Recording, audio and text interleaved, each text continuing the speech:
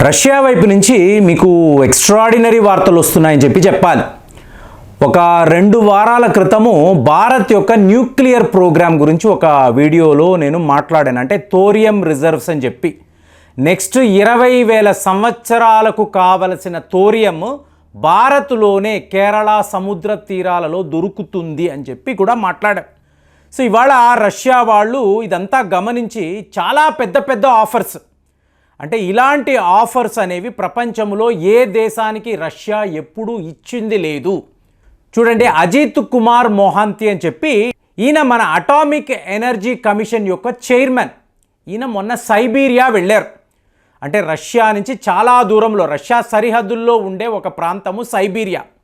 So ఇక్కడికి వెళ్ళిన ఈయన రోస్టామ్ యొక్క హెడ్, అంటే వాళ్ళ నాయకుడు. రోస్టామ్ అంటే ఇది ప్రపంచంలోనే అతిపెద్ద ఒక న్యూక్లియర్ కంపెనీ. సో దీని యొక్క చైర్మన్, ఈయన పేరు అలెక్సీ లికాచెవ్. సో ఈయన్ని కలిశారు. సో వీళ్ళు ఒక డిస్కషన్లో పాలు పంచుకున్నారు. ఇక్కడ నుంచే అసలు విషయం అనేది స్టార్ట్ అయింది.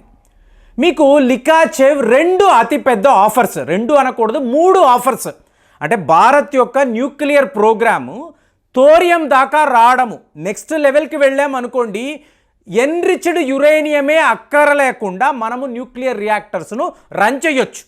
అంటే ఫాస్ట్ బ్రీడర్ రియాక్టర్ అని చెప్తారు. సో మనం ఆ లెవెల్కి వచ్చేసాం.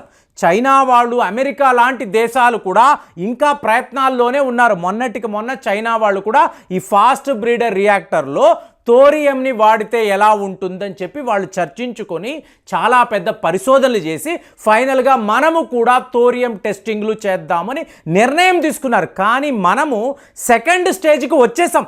థోరియంని ఆల్రెడీ మనం వాడుతున్నాం. ఈ పరిస్థితిలో రష్యా వాళ్ళు ఇస్తున్న ఆఫర్ చూడండి. ఫస్ట్ వాళ్ళు ఏమంటున్నారు, మీకు కొత్త సైట్స్ ఎక్కడైనా మీరు గుర్తించండి. భారత్లో ఎక్కడో ఒక దగ్గర, ఇప్పుడు కూడాన్గుళం అన్నారు, కల్పాకం అన్నారు, మహారాష్ట్రలో కొన్ని అటామిక్ ఎనర్జీకి సంబంధించిన ప్లాంట్లు ఉన్నాయి.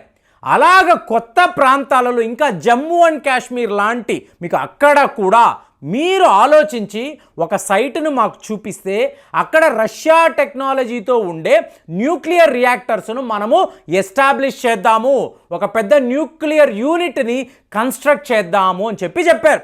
సో ఈ ప్లాన్ భారత్కి ఎప్పటి నుంచో ఉంది. జైశంకర్ గారు కూడా ఇదే మాట్లాడుతున్నారు. కూడాంగుళంని చూసిన తరువాత రష్యా నిపుణులు అక్కడ కాలనీలను ఏర్పాటు చేసుకొని ప్రతిరోజు వాళ్ళు వర్క్ చేస్తున్నారు.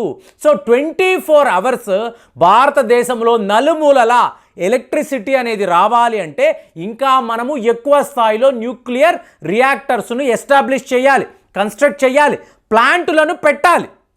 సో ఇప్పుడు రష్యా ఇచ్చిన ఈ ఆఫర్ చాలా బాగుంది. తరువాత లెవెల్లో వీళ్ళు ఏమంటున్నారు అంటే, Russia technology based new generation nuclear ఫ్యూయల్ను భారత్కు ఇవ్వబోతున్నాము. ఇంతవరకు ప్రపంచంలో ఏ దేశానికి రష్యా ఇలాంటి ఒక ఆఫర్ ఇవ్వలేదండి. అంటే మన న్యూక్లియర్ ప్రోగ్రాము ఎంత కన్స్ట్రక్టివ్గా ఉంది, మనము మొత్తము గ్రామాలలో ఎలక్ట్రిసిటీని సప్లై చేయడానికి ఎన్ని రకాల ప్రయత్నాలు చేస్తున్నాము. సో ఈ విషయము చూసుకొని రష్యా వాళ్ళు ఇలాంటి నెక్స్ట్ జనరేషన్ న్యూక్లియర్ ఫ్యూయల్ ఇండియాకు ఇస్తామని చెప్పి వాళ్ళు చెప్తున్నారు. అంటే ఈ జూలై నెల వచ్చినప్పుడు ఫైనల్ అగ్రిమెంట్ కూడా అయిపోతుంది. దీనివల్ల ఏమవుతుంది, చైనా వాడు ప్రతి ఒక్క స్టేజ్లో మనల్ని ఆపాలి అని చెప్తున్నాడు. అంటే ఏంటి, మీకు న్యూక్లియర్ సప్లై గ్రూపులో భారత్ ఉండకూడదు. ఎందుకు ఉండకూడదు, నాన్ ప్రొలిఫరేషన్ ట్రీటీలో ఎవరైతే సంతకాలు చెయ్యలేదో, అంటే ఒక అమెరికానో రష్యానో చైనానో వీళ్ళందరూ సంతకాలు పెడతారండి. ఎందుకు పెడతారు, ఆల్రెడీ వాళ్ళ దగ్గర ఆయుధాలు ఉన్నాయి, వాళ్ళు న్యూక్లియర్ ఎనర్జీకి సంబంధించిన పరిశోధనలు చేశారు. అదే మనము చెయ్యాలి అన్నాము అనుకోండి, నో కుదరదు అని చెప్తారు. ఎందుకు, శక్తి అనేది, ఎనర్జీ అనేది, న్యూక్లియర్ పవర్ అనేది మా చేతుల్లోనే ఉండాలి. ఇది వీళ్ళ ఆలోచన. ఒక యూకే అనండి, ఫ్రాన్స్ అనండి, అమెరికా, చైనా వీళ్ళందరూ కూడా ఈ విషయంలో కలిసిపోతారు. ఇండియా ఒక న్యూక్లియర్ పవర్గా ఎదగకూడదు. చైనా వాడు ప్రతి ఒక్క సందర్భంలో మన న్యూక్లియర్ ఎనర్జీ ప్రోగ్రామ్ని బ్లాక్ చేస్తూనే ఉంటాడు. న్యూక్లియర్ సప్లై గ్రూపులో భారత్ ఎట్టి పరిస్థితిలో రాకూడదు అంటాడు. కానీ ఇవాళ ఏం జరిగింది, ఏకంగా రష్యా వాళ్ళు వచ్చి మేము మీకు న్యూ జనరేషన్ న్యూక్లియర్ ఎనర్జీని, న్యూక్లియర్ ఫ్యూయల్ని ఇస్తాము అన్నప్పుడు మనకు ఇలాంటి న్యూక్లియర్ సప్లై గ్రూపుతో ఎటువంటి సంబంధము లేదు. రష్యా వాళ్ళే ఈ ఆఫర్ ఇస్తున్నారు. కాబట్టి ఇమీడియట్గా మనం ఏం చేసాం, ఎస్ ఈ ప్రాజెక్ట్ని చేపడదాము. మీరు చూడండి, అనువైన సైట్స్ని మీరు ఐడెంటిఫై చేస్తే అక్కడ అతిపెద్ద న్యూక్లియర్ యూనిట్స్ను మనము పెడదామని చెప్పి స్వయంగా జయశంకర్ గారు చెప్తున్నారు. ఇంతకు మించి మీరు చూసారనుకోండి, ఇది చాలా చాలా గొప్ప వార్త అండి.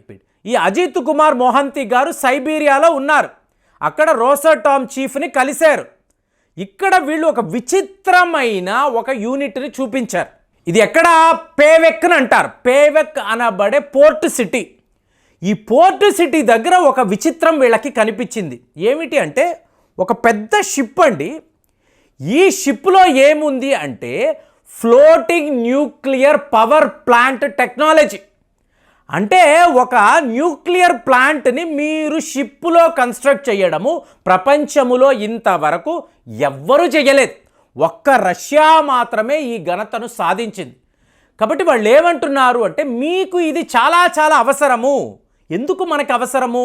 ఒక అండమాన్ నికోబార్ ఐలాండ్స్ అనండి, లక్షద్వీప్ అనండి, కేరళ పరిసర ప్రాంతాల్లో ఎన్నో దీవులు ఉన్నాయి.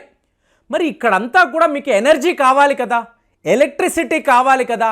24 అవర్స్ కూడా మీరు ఈ ఎనర్జీ సప్లై అనేది ఎక్కడ ఆటంకము లేకుండా చూసుకోవాలి. ఎందుకు? పెద్ద పెద్ద నేవల్ బేసులు మీరు అక్కడ ఎస్టాబ్లిష్ చేస్తున్నారు, మిలిటరీ పోస్టులను పెడుతున్నారు.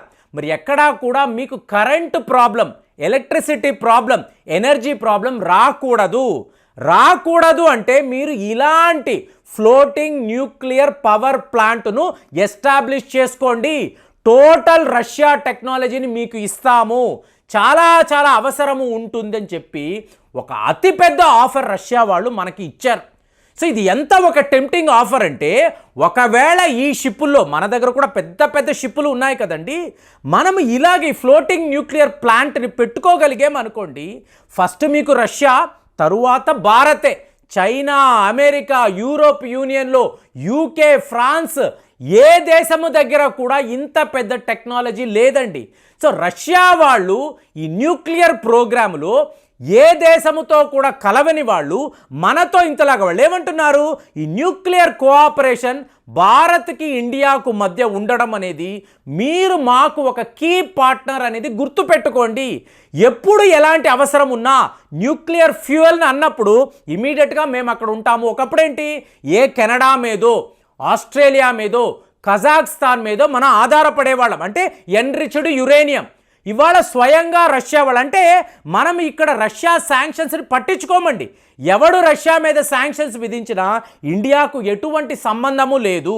సో అలాంటి ఒక సిట్యువేషన్లో రష్యా ఇచ్చిన ఈ ఆఫర్ ఎక్స్ట్రాడినరీ అని చెప్పి ప్రపంచ స్థాయిలో అందరూ మాట్లాడుకుంటున్నారు. మరి ఈ వార్తలు మీరు విన్నారా? ఇంత పెద్ద ఒక ప్రాజెక్టు ఇండియాకు ఇస్తామని చెప్పి రష్యా వాళ్ళు చెప్పడాన్ని మీరు ఎలా చూస్తున్నారు? కామెంట్స్లో రాయండి. మళ్ళీ వచ్చే వీడియోలో కలుద్దాం. జై హింద్.